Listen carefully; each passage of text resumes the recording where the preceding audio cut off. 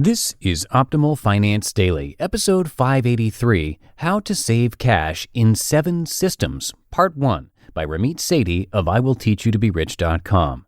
And I am your host and narrator here on Optimal Finance Daily. My name is Dan, and I'm here each weekday reading to you from some of the best personal finance blogs on the planet.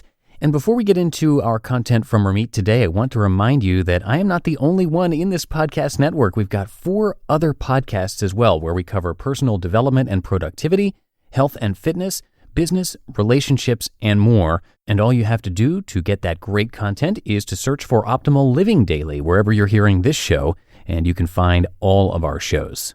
For now, let's get right to today's post as we optimize your life.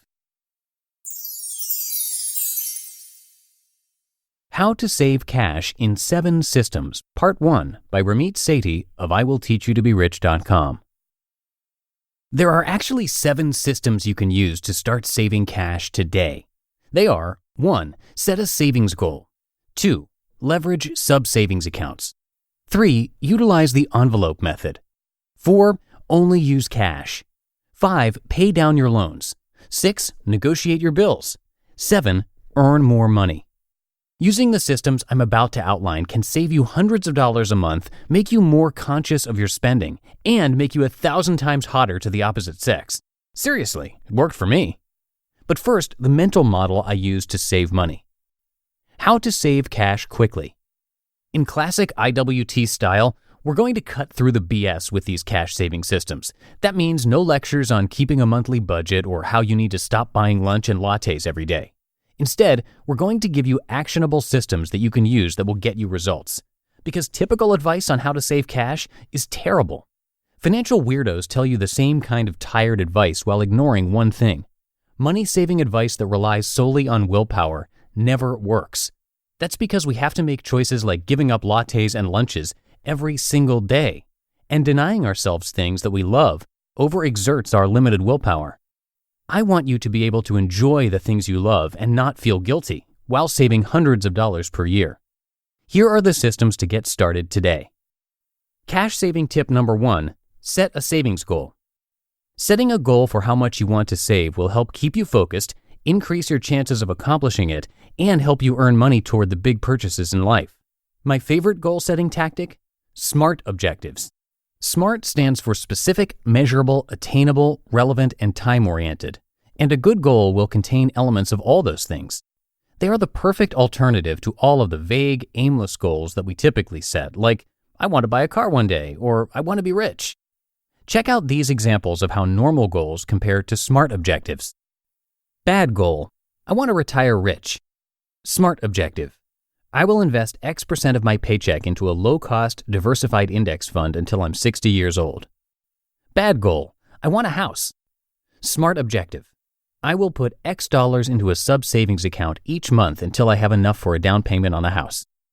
Bad goal: I want to travel. SMART objective: I will read Ramit's article on how to travel cheaply, then pick a destination, price it out, and learn how I can travel on a budget this summer. When you get incredibly specific about what you want and know the measure by which to achieve it, you'll be able to accomplish your goals. It also helps psychologically, as now you're working towards something concrete. When you put $100 away in your savings account, you don't think of it as just $100 gone. Instead, you're $100 closer to a new car. It changes your motivations. Action step: set a savings goal. Ask yourself some questions to help craft a savings goal. Is there something you're saving for? When do you want it by? How much can you save each month? How will you know you're on the right track? Saving with a goal in mind puts all your decisions in focus. Later, we'll show you the exact steps on how to automate your finances so achieving your savings goals will be painless and very easy. Cash saving tip number 2, leverage sub-savings accounts. Not many people realize this, but you might be able to create sub-savings accounts along with your normal savings accounts. You can use these sub-accounts in order to 1. Put money away towards your savings goals, and 2. Save cash when you automate your finances. When I first discovered sub-savings accounts, I created one and named it Down Payment for a down payment on a house. I was regularly transferring money into it based on my savings goals using my automated finances. As the months passed, the amount in that account grew bigger and bigger, and I felt really proud of my accomplishment.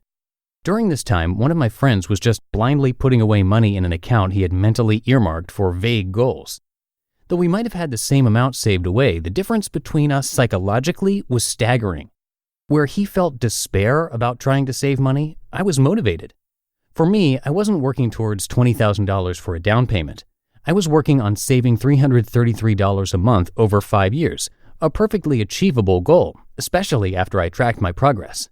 Eventually, my friend did open up his own sub-savings account. He told me that doing so changed his entire perspective on saving money for the better. Action step: set up a sub-savings account and automate it. Go to your bank's website and open up a sub-savings account. You can even name it to reflect whatever it is you're saving up for. Saving up for a car? Name it new car.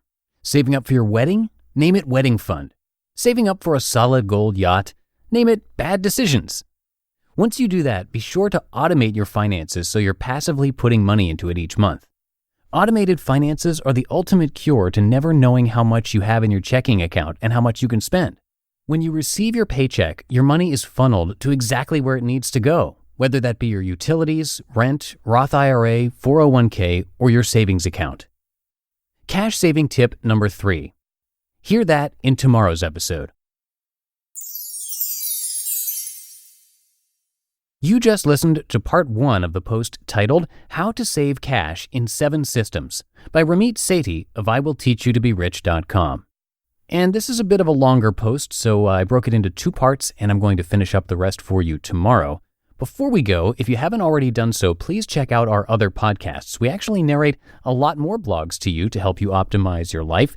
And to find all of our shows, just search for Optimal Living Daily wherever you're hearing this show, and be sure to subscribe. And that'll do it for today. Thanks, as always, for being here and being a subscriber. I will be right back here tomorrow with you to finish up this post from Ramit. So I'll see you there, where your optimal life awaits. Hello, Life Optimizer. This is Justin Malik, creator and producer of this podcast, but also Optimal Living Daily, the show where I read to you from even more blogs covering finance, productivity, minimalism, personal development, and more from incredible bloggers like Derek Sivers, Zen Habits, Mark and Angel, The Minimalists, and all the ones you hear on this show too. So if you enjoyed today's episode and like taking amazing blogs on the go, come on over to Optimal Living Daily and subscribe to that one too. And together, we'll start optimizing your life.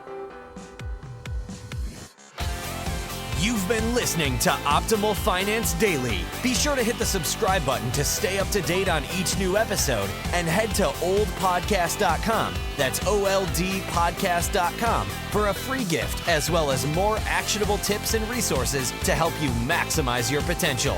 Thanks for joining us, and remember, your optimal life awaits.